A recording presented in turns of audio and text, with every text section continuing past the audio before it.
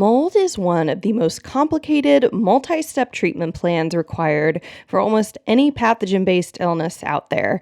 And this is because mold not only requires you to heal your body, but also your home and everything you own.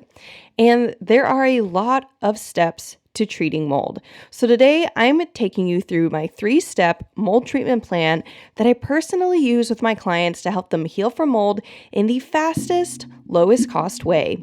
We're going to be covering topics like what tests to use to determine if you even have mold illness, how to save money, finding mold and remediating mold in your home, my personally recommended home mold test, how to find a qualified mold remediation company near you, how to find a qualified mold inspector near you, and more importantly, how to identify one who's not qualified, the order of steps for how to heal your body from mold, top mistakes to avoid when searching for mold in your home, top mistakes to avoid when remediating mold in your home, what to do for your body before you start trying to pull mold toxins out of it, and the most common mistakes I see people make when healing their body from mold.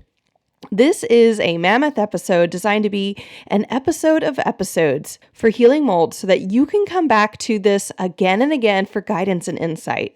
My hope is that you walk away from today's episode empowered and envisioned for how exactly you can and will heal from mold with a clear idea of what steps you need to take in your mold healing journey and what tools and resources you need to help you heal from mold and finally feel like yourself again.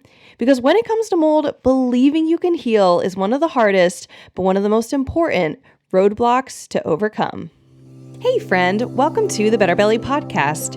If you're currently trying endless supplements, doctor visits, and diet changes to heal your mystery symptoms, you are in the right place. We're here to solve the real root causes behind your gut, hormones, skin, sleep, and brain concerns. Literally anything and everything in your body. My name is Allison Jordan. I'm a functional medicine practitioner that has supported over 150 clients just like you to heal problems that no one has been able to fix. You don't need a perfect diet or a random supplement you found on Instagram to heal. You need a proven system that heals your whole body from the inside out. That's what I'm here to share with you, episode by episode. It's time to make health easy again. And just as a reminder, this information is not meant to diagnose, manage, or treat disease. Always consult with your own health practitioner before you make any changes to your health. All right, so if you are listening to this episode, I am mostly assuming that you know or are fairly certain that you have mold illness in your body and you're trying to figure out, is it in your home or was this a previous exposure? But if you're listening to this episode and you're just exploring the idea of mold, you don't know too much about it, you think maybe I've got it, I would recommend you go and check out episode 220, right previous to this episode, which is the 100 signs of toxic mold exposure. How many do you have? And go and listen to all the symptoms that I talk about. You're not going to have every single one, but step 0, which is, it's not included in the step 1 through 3 that I'm covering today, but step 0 really is just knowing that you know that you have mold illness, because we definitely never want you to go and tackle something you don't have, whether you're going to take a parasite protocol, but you don't actually have a parasite, or you're going to do a candida protocol, but you don't have candida. Whatever's going on, including mold, we just don't want you to have to go down the messy hole of dealing with a pathogen that isn't even yours. So if you're going to answer the question, are you even mold sick? One of the first things I like to do is just say, do you have symptoms that look like it? And in episode 220, I do highlight some of the symptoms that I find are most indicative of mold, because there's a lot of symptoms that could be caused by other things, candida, parasites, heavy metal toxicity, food sensitivities, but there are a handful of symptoms that if someone tells me that they have, I'm like, ding, ding, ding. Wow, this really feels like a big thing for mold illness. The other big thing that you're going to want to do to know, are you even mold sick? And it's what I do with my clients, is run a test on yourself for your body. So I use primarily the organic acids test by Mosaic Labs. It's a urine test. We get it for $270 for our clients. So, and I only mention the price because if someone's trying to sell it to you for $370, which again, it's very common, unfortunately, that these labs get marked up significantly, like on average $100 by other practitioners. Just know that it doesn't have to be $370. It can be less. So that's how much we are selling it to our clients for. I typically am relying on the oat test first because it doesn't just test for mold toxicity. It tests for C. diff, it tests for candida, it tests for bacterial growth, it tests for oxalate levels, it tests for mitochondrial health, it tests for ketone and fatty acid assimilation. It has just a lot of other great markers in it. Another test that you could rely on, or maybe you've had before or have heard of, is going to be a mycotox test, looking at mycotoxins in your body. This is also Mosaic Labs, a urine-based test for $270. This lab, it has pros and cons. I don't want to get into all of them right now, but the biggest con, the reason I don't typically run this first on somebody, is because it only tests for mold. So if you don't have mold, it's just not going to show up on that test. And then I just like that the oat has all these other markers. So I do rely on the oat test. We use it in the Better Belly Blueprint.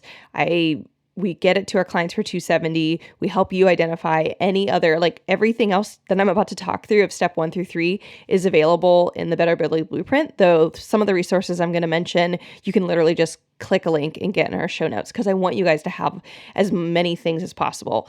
One thing to know on testing your body, if let's say you've gotten an oat test before, or you go and get yourself one and the mold section you don't get anything that is high on it. I do want you guys to be aware you can have false negatives. So maybe you're listening to this and you're like, well, I had like a negative oat, but I still feel like I have a lot of symptoms of mold. You could very much still have that. So there are other signs of mold toxicity you can look for. I recommend you write these down real quick as I go through them. If you have a GI map or the Genova Diagnostic GI Effects, these are both stool tests. One is done by Genova Diagnostics. The other one, the GI map, Diagnostic Solutions runs that. That's the one that I rely on. Anyways, there's a marker in there called secretory IgA, or it's referred to as SIG-A. If this marker is super high, think like 2000, or super low, like 500 or less, then this is a big sign of mold toxicity because mold causes a huge reaction in the immune system and then depletes the immune system. So really, really high, really, really low can be a big sign of mold toxicity, depending on what stage, like basically how long your exposure has been. Then any elevated markers on the oat in the mitochondrial section, oxalate section, or ketone and fatty acid section. And this happens because people are not detoxing well enough for the mold to actually come out in their urine, the mold markers, that is, in the oat test, but they'll actually have the signs, they'll actually be having the markers of dysfunction in their mitochondria, dysfunction in their oxalate digestion, dysfunction in their ketone and fatty acid section that's being caused by mold toxicity. Mold toxicity isn't the only thing that can throw off these 3 sections, but it's a super common one. So if someone comes with low mold, but they have symptoms of mold, and then these sections are high, and especially if they have super high or super low SIG-A on their GI map, which is, again, the test that we're running in the Blueprint program, I'll say, hey, why don't we run through the entire step 1 of healing mold, which you guys are about to learn why I do that and what's involved in it. And if all your symptoms go away, we're going to assume you don't have mold. But if your symptoms improve, but you plateau, and every time you get off your supplements, your symptoms come back, we're going to retest the oat to confirm that you have mold. And 9.5 times out of 10, we do that oat retest if their symptoms haven't improved by the end of step 1, and they have mold toxicity that we can see now because they can detox, which is great. They usually are actually feeling better by the time we run that test, but now their body is showing the mold that was always there. Okay, so that's technically step 0. Let's jump into step 1. Step 1, I call prepare. Now, prepare could be a somewhat ill-fitting term because for anybody without mold, this step on its own literally gets rid of all of their symptoms and everything they're dealing with. Because the number one mistake that I see when someone's tackling mold is that they tackle mold head on without doing anything to prepare their body. Mold is extremely immunosuppressive. It causes a lot of gut damage, aka leaky gut.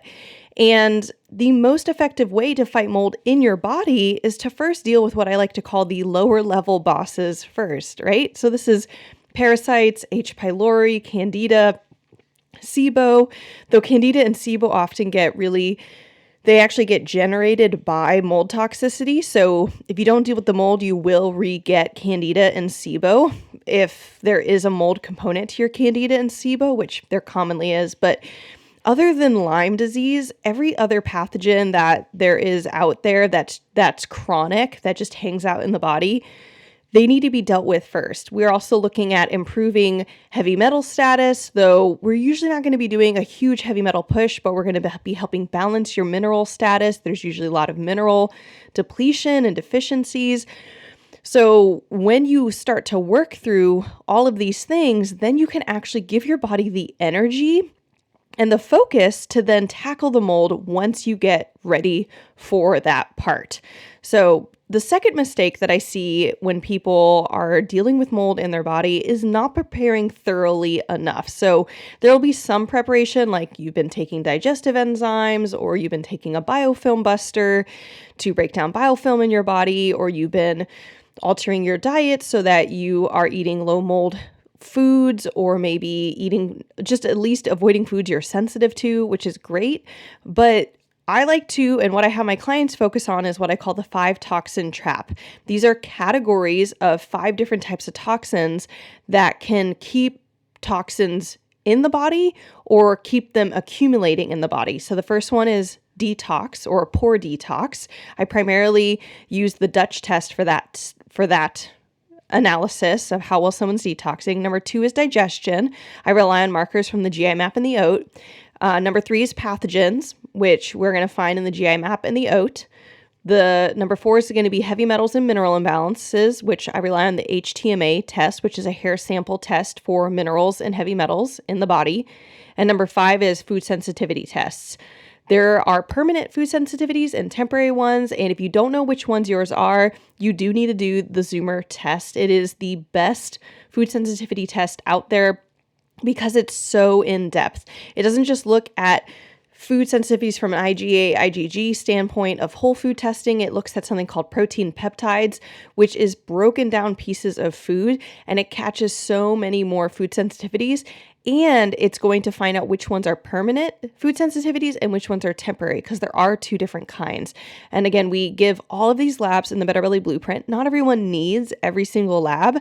I have a little tool in module 2 where you fill out a spreadsheet form of just a bunch of questions and answers of symptoms, etc., and it spits out which labs you need and which you don't. The fewest labs someone needs is 2. The most that they need is 5.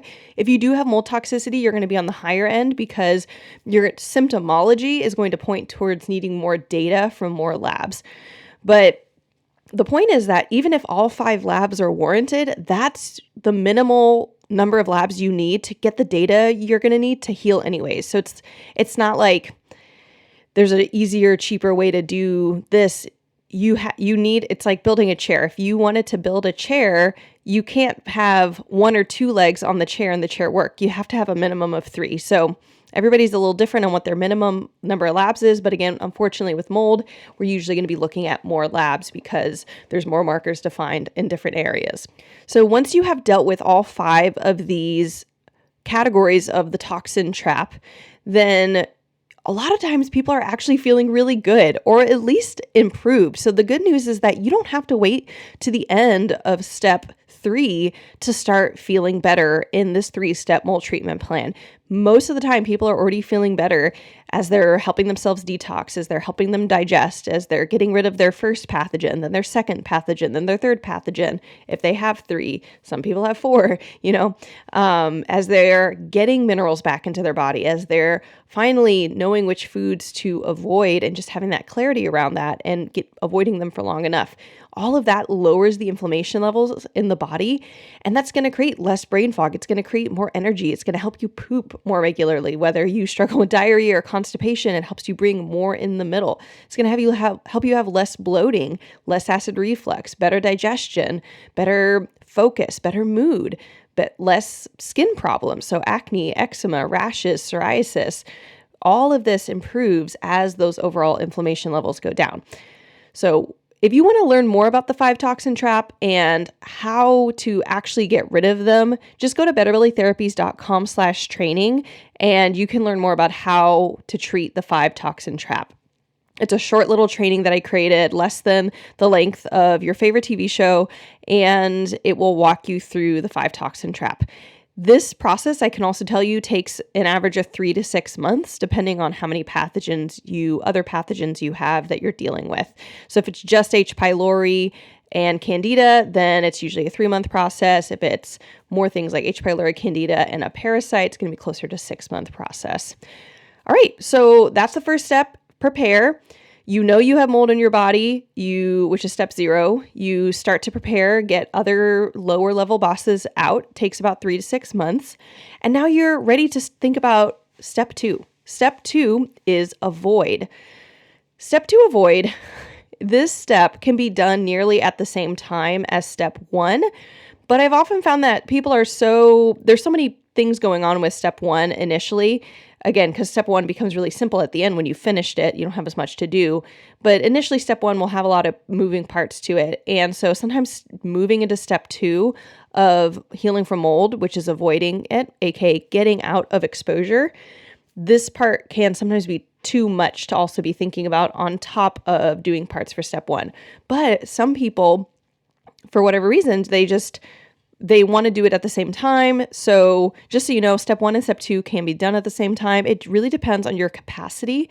And I would always say, be gentle with yourself, be compassionate. Don't feel like you have to do it all at once. Every step will happen. Do not feel that you have to, if you want to do them at the same time and do it faster, great. If you feel you do not have that capacity, don't. But step 2, avoid, is about getting out of mold exposure. Now, every now and again, I get a client who is very much outside of current exposure, meaning they have mold toxicity in their bodies, but there's no mold in their current home or their current workplace. There's no place that we have found that exposure. But for the most part, majority of people do have current mold exposure. And please know that when I say that, I'm not saying your house must smell musty or you never clean or there's black spots on your wall that you're ignoring or any of these things. Most of the time, mold is hidden.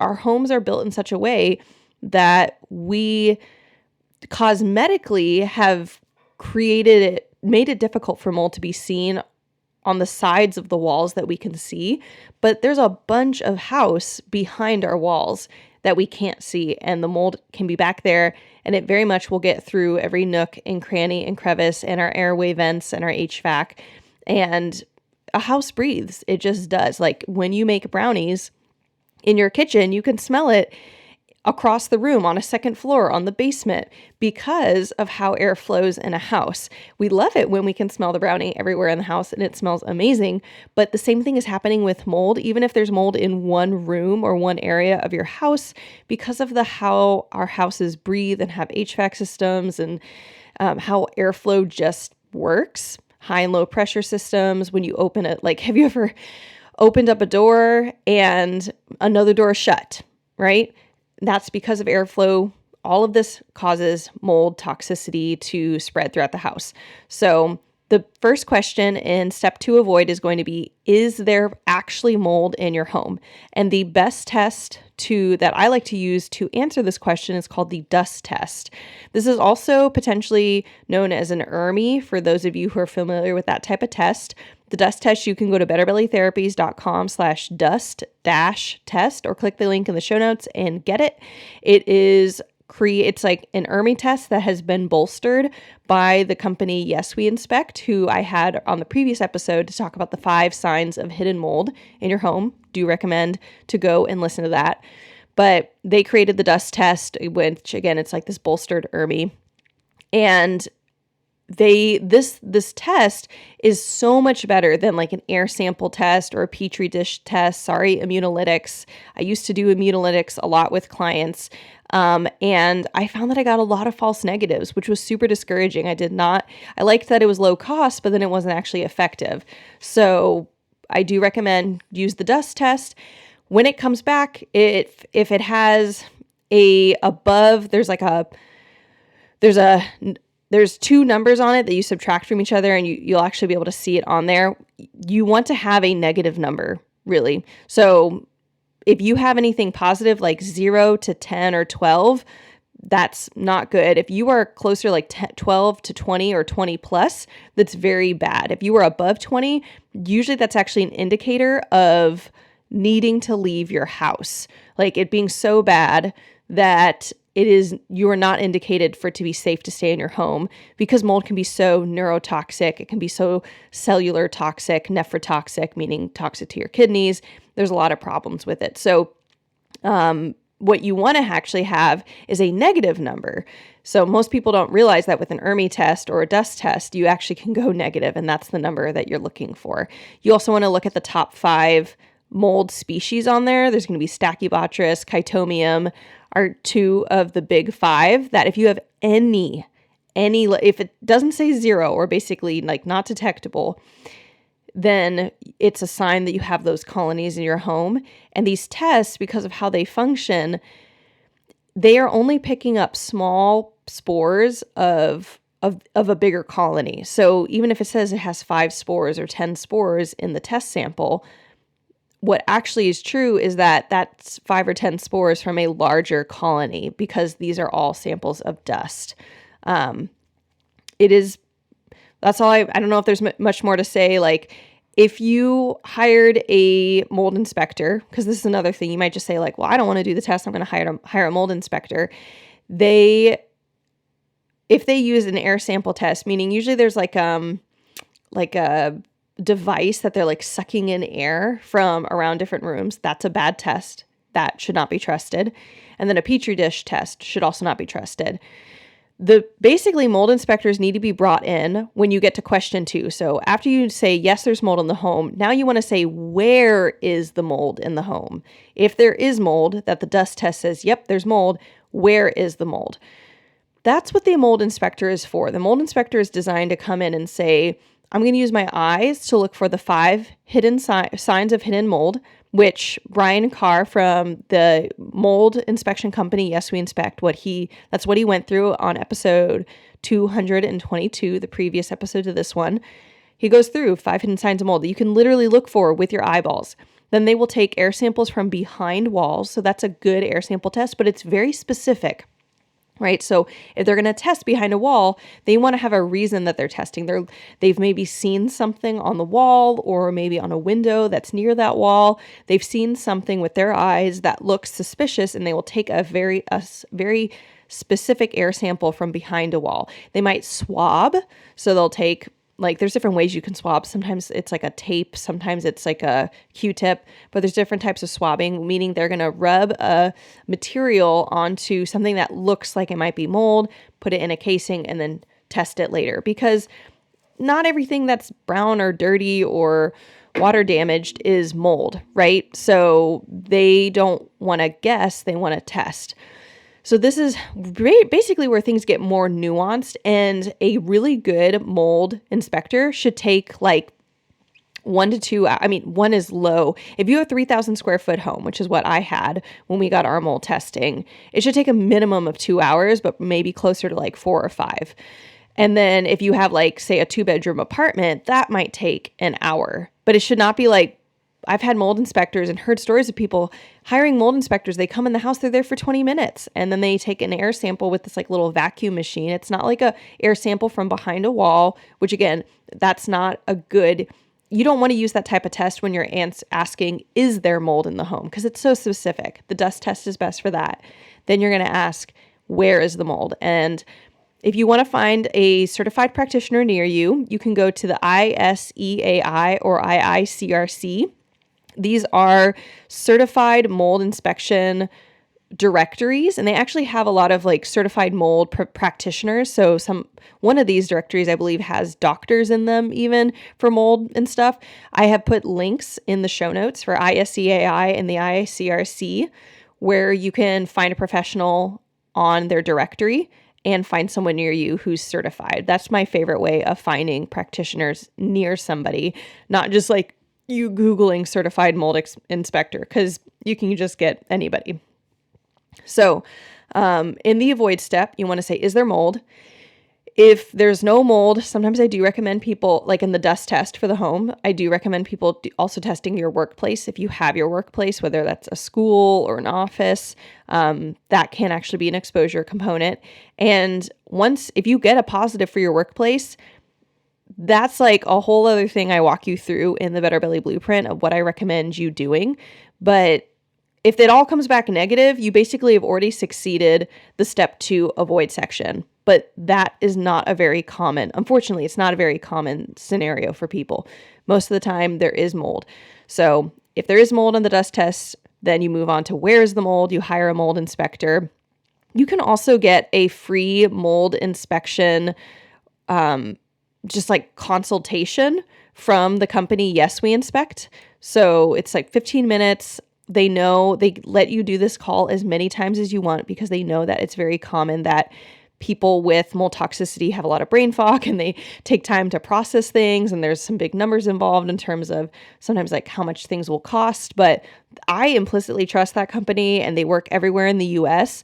And so I love that they do that. So you could even look into working with them, book that free consultation. I'll have a link in the show notes. But all of this is basically under the umbrella of hiring a mold inspector. And then the last part is once you find where the mold is, they'll be able to actually give you an idea of how much it will cost to remediate, because they'll know, is it one place? Is it 5 places? How difficult is that place to remediate? Is it just the baseboards of your cabinets in your kitchen? Is it your bathroom needs to be completely ripped up and redone? Is it, the whole HVAC needs to be taken out of the system, or is it just the HVAC needs to be cleaned? Whatever it is, they're going to have a better idea of what exactly needs to be done and how much that will cost. And then you'll be able to see those numbers and say, based off of this, do I want to go through with remediation? Do I want to leave my home? Do I want to stop renting? It kind of depends on if you're buying and renting.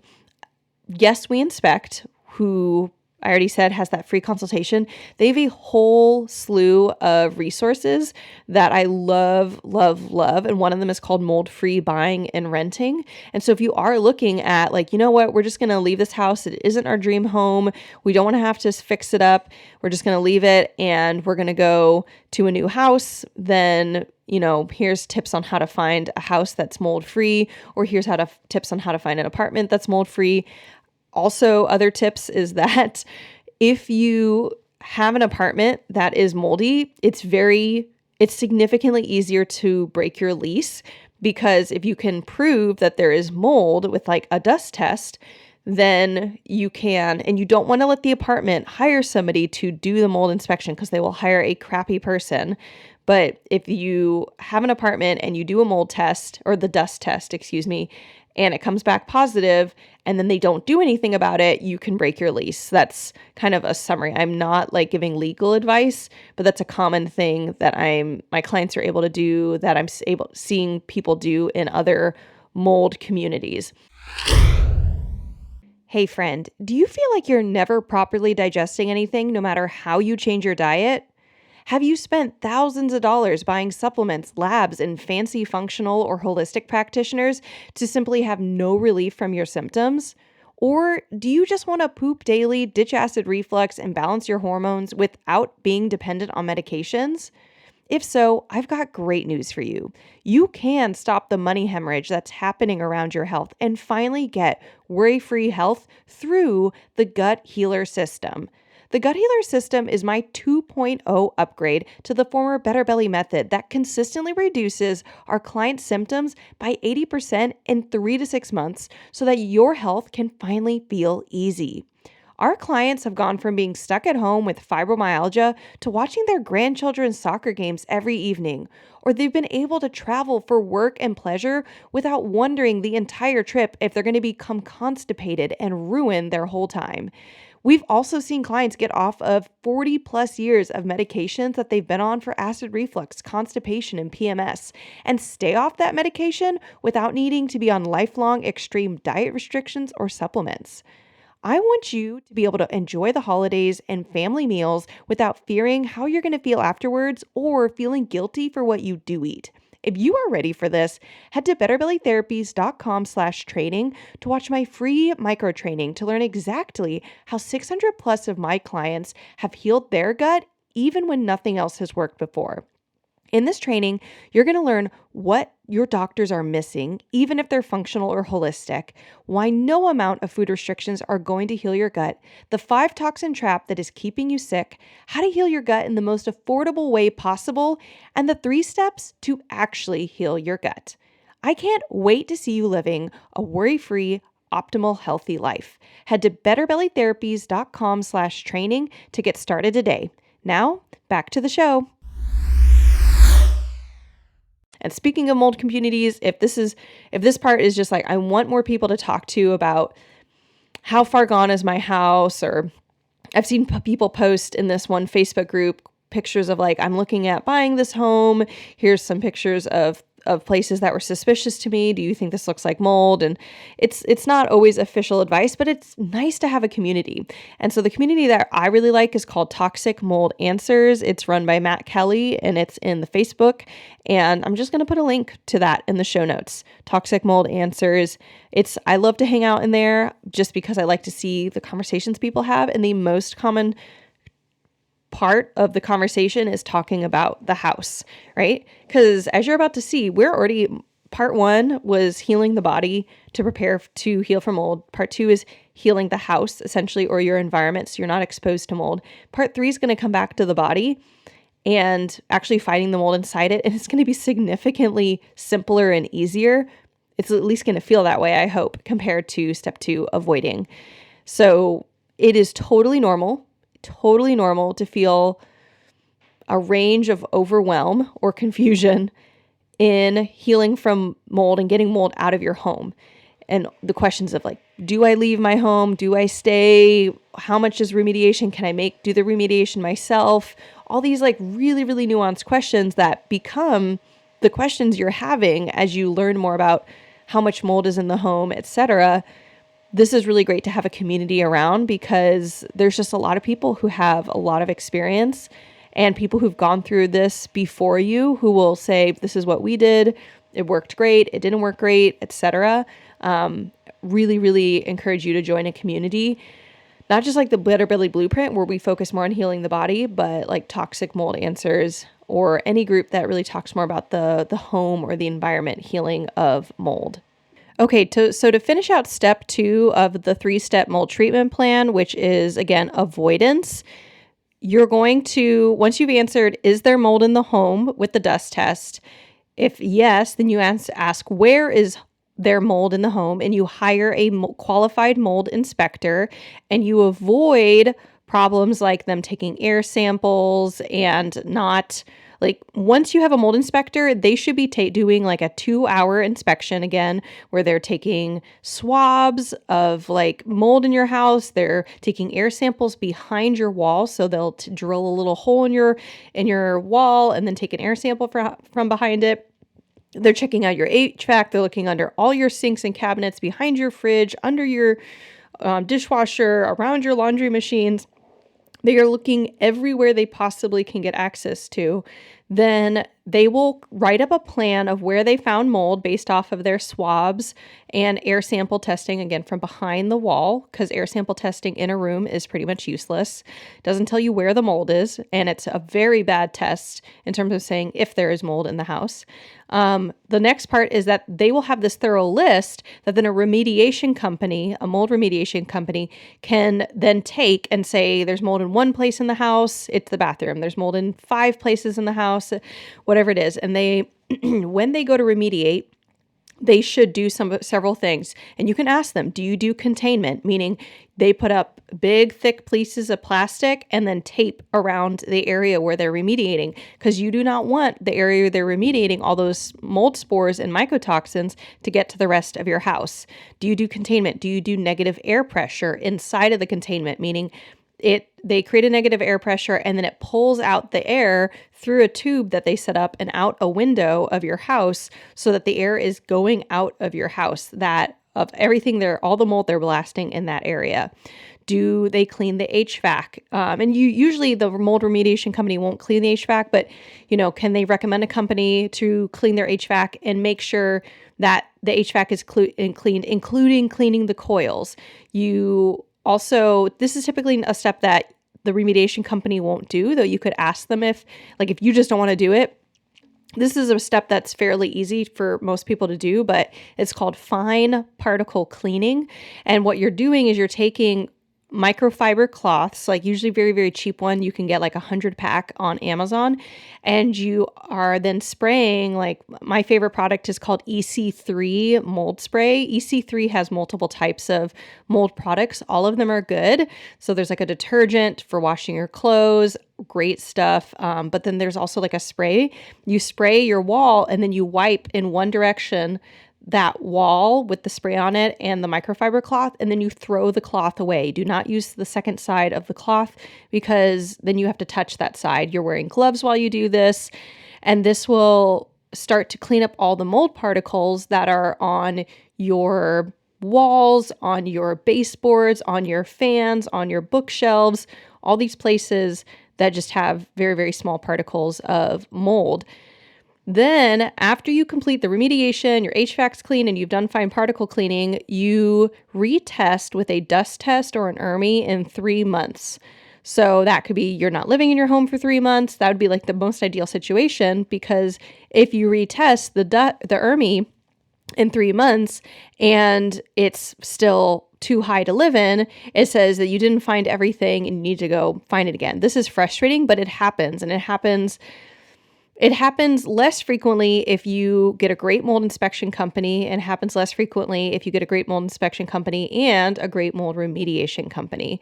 So you can go check out, there's some resources in the show notes. One's called Top 10 Remediation Mistakes. That's from Brian Carr and his company, Yes We Inspect, and Clean Your Stuff Guide. Those are great resources on, again, remediation mistakes and how to clean your stuff. So like your clothing, your furniture, your stuffed animals, how to think about cleaning your stuff, because that has also all been contaminated with the mold. Because the mold, they're like these factories sending out plumes of smoke, which is the mycotoxins that is then seeping into everything, because these mycotoxins, they are microns in width, and they are as smaller than even the COVID virus, which, as you guys might remember, or maybe you didn't know, COVID could not be easily filtered with an air filtration machine because it was so freaking tiny. There was only a very few type of air filters on the market that could even filter out COVID. And unfortunately, air filters for a home cannot keep up with these factories of mycotoxin production that mold causes. So it is in your stuff, and you do want to also clean your stuff. And there's tips for how to do that in the Clean Your Stuff Guide. And then if you're gonna leave your home, this is like, say, or it's an apartment complex, or it is your home, but you're just like, we don't want to have to fix it, we're gonna sell it. There's a whole decision tree process in that I'm not going to get into for this episode. But say you want to leave, You still do want to clean your clothes, clean your furniture, clean your car. Sometimes the car can't be fixed and people will just sell their car. It really depends on how sensitive you are to mold, how mold intoxicated the car is. And I don't mean that there's actually mold growing in it. I just mean that because you put stuff from your car or from your house that was moldy into your car, like your purse, your clothing, your body, the stuff you took to vacation, whatever those things are, because that has been in your car, the car now does have the mycotoxins on them. Again, some people don't have to sell their car, but some people might have to actually start feeling better. If you just want tips on what to say goodbye to, what to keep, go check out Brian Carr's Clean Your Stuff guide, which is in the show notes that I just mentioned. But again, even if you choose to leave, you want to do a dust test at your next location before you move in to confirm that there's no mold. And then you do still want to clean your clothes, your furniture, your car, etc. One last note on testing the place you're going to live in before you live there. Not testing the place is basically setting yourself up to have another mold problem, because mold problems are very common in buildings in the US. It's just true. It has a lot to do with our building practices. It has a lot to do with how we have not been addressing water damage and water leaks in homes.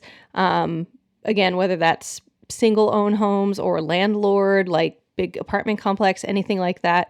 So I've literally just did this myself. We're moving into a new apartment because we're in a new city, and we are going to be doing a dust test on it and seeing what the results are that come back. So if you do all this, you remediate everything, or you test everything and you can't find it, you do want to also ask if the mold isn't in your home, is it in your school, like your kid's school, if you're a grad student, if you're a college student, or is it in your workplace? And I know I already kind of mentioned that, but it's just really something to consider. Even if your home comes back positive, if you fix your home but you're still sick, is there a chance that you're spending too much time in a place that is not your home, that is still moldy? All right, so let's say you are done, you're in full avoidance. By now, you are feeling amazing, because most of my clients who they're in full avoidance, they start to feel better within 5 to 10 days of that full avoidance situation. Maybe that's they left and they are living at someone else's house that doesn't have mold, or they got an Airbnb, whatever. I've had clients do all sorts of stuff, or they're just simply done remediating and they're now in their home. Their brain fog is lifting, their energy is better, and they've already done step 1 of the mold treatment plan, which is that big prepare, that 3 to 6 months of getting rid of parasites, getting rid of H. pylori, getting off of food sensitivities. You're feeling really good. This last part, step 3, is honestly the simplest part now. It's like all the hardest stuff already happened. The most expensive things, the things that take the longest amount of time, but you still want to do this. So the step 3 fight has 2 major components to it. Number 1 is what I call cellular fighting. So you're going to be ingesting into your mouth. So it's oral, multiple layers of herbs through liquids and tinctures. So holy basil tea, going to be looking at like pau de arco, all sorts of different herbs that are amazing and very effective at getting rid of mold from the cells. And the second part, which is very important, you do not want to miss this. And I wasn't even aware of how important this was early on as a young mold practitioner. And when people started talking about it, I was a little not convinced. And now I'm very convinced. And what it is it's nasal treatment. So this means you're going to be using nasal sprays, multiple types of nasal sprays. I give recommendations. And by multiple types, you have lots of different options. You can even DIY some of the sprays, in terms of like using essential oils, and you're going to want to use, sterile water, which you actually have to buy, or you can pressure cook water to, I don't have the instructions in front of me, to a certain degree. And then the reason I don't give all the instructions is because there's a lot of layers of like how many essential oils per how many ounces, and how hot do you have to do that, have to cook the water to make it sterile, or you can, again, buy the sterile water. If you're going to DIY, put the spray together. I don't love doing DIY stuff like that. I just buy the spray bottle brands that work from our full script options. I like that. That's just simplest for me. But I have all the instructions for like the nitty gritty details on how to either DIY make your nasal sprays or which brands to buy, how often to use them. You're going to be using them morning and night in the nose. When you spray them, you're going to usually spray 2 to 3 times in both nostrils and then stand upside down. So like bend over, touch your toes, do whatever you can for like 10 to 30 seconds to let the solution of the nasal spray get higher up into your upper nasal cavities, which is close to your eyebrows and behind your eyes. When it gets up there, especially if you haven't done this yet, you're gonna feel it. It will feel like some burning. It will feel like some heat. Usually your sinuses will create some extra fluid. This is good. You're gonna start breaking up mold biofilm in the nasal passages where literally mold is now residing. And sometimes if someone hasn't had symptoms relieved by the time they're in full avoidance, sometimes it's because their nasal cavities have so much mold living in them. They are literally a breathing mold machine. So every time they breathe, their nose is producing their own mycotoxins. So whether or not you're in a severe or a mild case of this, we still do want to clean out the nose. And you're basically going to do the cellular level where you're orally ingesting herbs of different types, and then the nasal treatment where you're usually doing 2 to 3 types of like herbal sprays and then 1 to 2 biofilm busting sprays, which can be things like colloidal silver, which you don't start until you're feeling good. So if the nasal sprays, the first few nasal sprays and the oral ingestion herbs are kicking your butt because there's a lot of detoxing happening, do not start biofilm busting nasal sprays, which is going to be things like colloidal silver. Do not start that. But you're going to keep doing the cellular treatment and the nasal treatment, both of them at the same time, every day until you're going to retest the mycotoxin test. So this is where this test becomes really powerful. It's a urine-based test for that 270. You're going to retest every 3-ish months. And you're going to see, can I see any mycotoxins in my urine anymore? Usually, initially, they're going to go up because you're going to start detoxing all the mycotoxins that have been hanging out in your body that your body hasn't been able to detox. But then as your body, which shouldn't be being exposed to mycotoxins, as it's not being exposed and you're cleaning them out of the body, eventually you get to the point where the mycotox test comes back negative, like there's just no mycotoxins coming out, and your symptoms are gone. And your ERMI test is negative. This is that trio where your symptoms are gone, you have clear head, you have normal weight, like not too low, not too high, you have good energy, your gut doesn't hurt, you just feel good. You're not anxious, you just feel good. That's when you can stop the cellular and nasal treatment. So cellular and nasal treatment can take months for some people, and it's going to be like, I've had some people do it in 1 month, where just by avoidance, they got like almost complete improvement. And we did a little bit of cellular and nasal work. We got them to the biofilm busting stuff in the nasal treatment and redid their mycotox test, and it was gone. It was just like poof.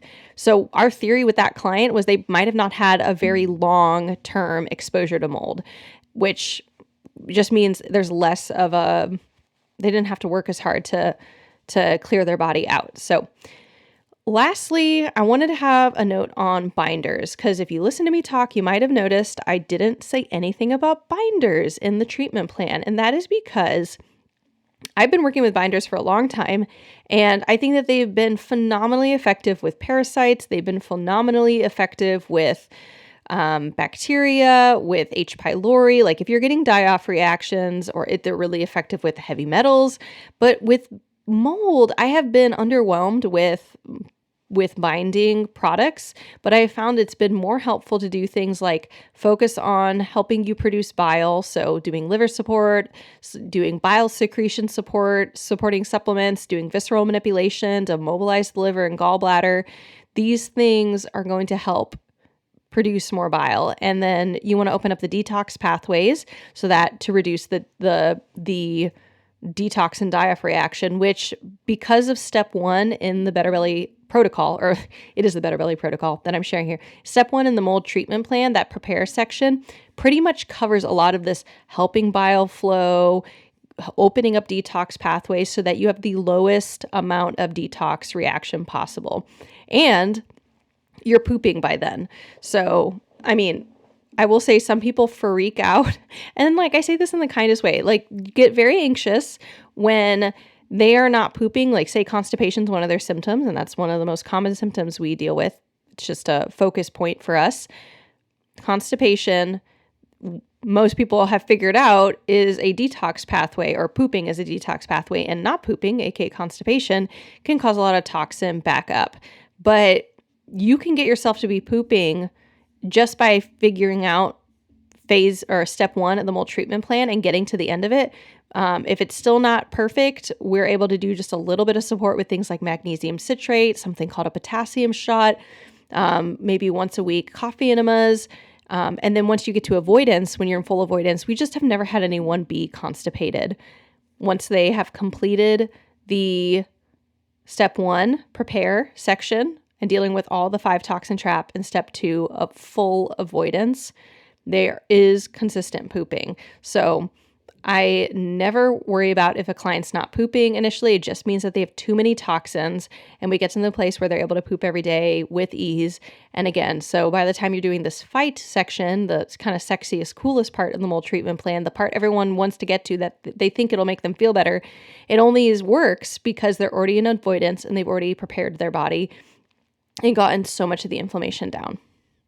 So guys, that is it. That is the full 3-step mold treatment plan. Again, step 1, prepare, which is dealing with all the other low-level bosses in your body, the toxins, poor digestion, pathogens, heavy metals, food sensitivities, etc., getting into avoidance, and then fighting it through your cells and through the nasal cavities until your mycotoxin test comes back negative and your symptoms are just gone. Then you come off your supplements. You can come off of your temporary food sensitivities, which again, you know what that is based on your Zoomer test. And you just live your best, simplest life. You just feel good every day because your body now is able to. It's not toxin laden. It just works now. I hope that this gives you a visualization of what the process is going to be like, that you can and you will get better. You just move one step forward at a time. I hope that you understand that there are certain parts of this that just are frustrating. They take time. It takes time to find a mold inspector you trust, or it takes time to just go and get that dust test. There's different steps along the way, but they all build on each other, and you will start to feel better along the way. I don't know when.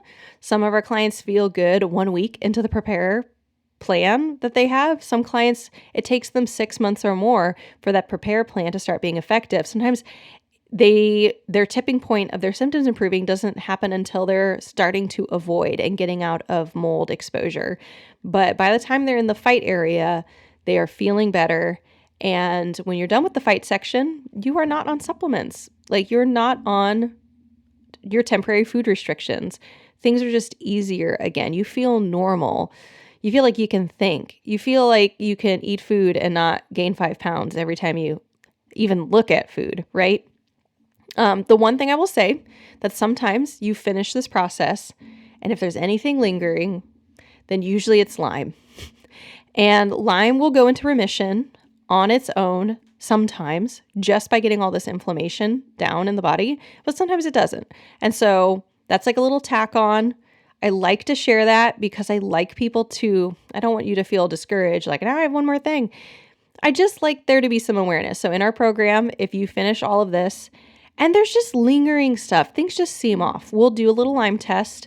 And if that's positive, you go through a Lyme protocol. I have a client who finished it recently. She went through this whole process. She actually didn't have mold as part of her layers of things going on, but she did have Lyme, and her Lyme battle was very slow. She couldn't integrate the supplements very fast. But she is doing the best she's done in a decade after being diagnosed with gastroparesis, frozen shoulder, not being able to eat food, losing too much weight, constantly tired. It literally hurt for her to breathe. She was feeling depressed because she couldn't talk to people because it was so exhausting to breathe and talk. Her voice hurt all the time. she was constantly having aches and pains in her body, in her heels, in her legs, in her arms. She tried to work out, but she couldn't because she always hurt more after working out. And so this client now, she can work out, she can build muscle, she's gaining weight, she isn't on a billion supplements, she's can talk, her voice doesn't hurt, she can breathe just fine. She's a 180. And I'm actually hoping to have her on the podcast soon. She knows about this. And she's said she will. She just needed to have the right timing on it. So you'll get to hear her story on Lyme. But Lyme is super doable, guys. But I don't want to create a false paradigm. And for maybe 0.1% of you out there listening to this, your Lyme doesn't go into remission with all these steps, and you just do an extra Lyme protocol. So if you've done Lyme protocols before and you know you have it, but you haven't done all these steps here and you're not even sure if you have mold, one of the reasons that sometimes Lyme doesn't go into remission really effectively is because you missed one of these steps. You didn't get rid of all the parasites first, or you didn't realize you had mold toxicity, so you never went into avoidance, things like that. Those are all things that we can help you with in the Better Belly Blueprint, helping you figure out what went wrong. If you don't want to join the whole Better Belly if you don't want to join the whole Better Belly Blueprint without even having someone look over your labs and look over your health history, you can also do something with me called an Unstuck session. And this is just a one-to-one call. It's 45 minutes where you have pre-sent over to me any labs you want me to review. We talk about your health history, and I help you find the loopholes, the things that were missed in your healing process.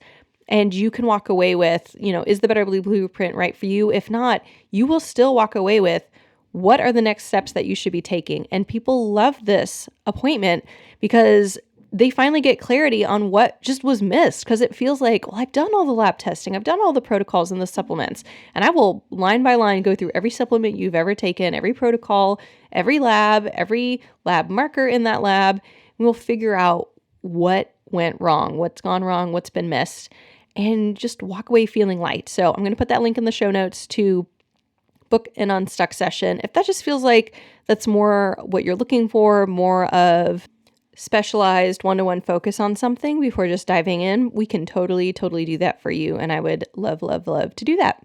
All right. I am dragging on the end of this episode because I want to give you the biggest emotional, mental hug possible to say, you can do this, you can get through it. I've seen so many people, including myself, go from none of my doctors know what to do and nothing works, and I'm stuck on all these supplements and food restrictions, and I feel gross all the time, and I can't think, and I'm anxious, and I have all this brain fog, to I feel normal again.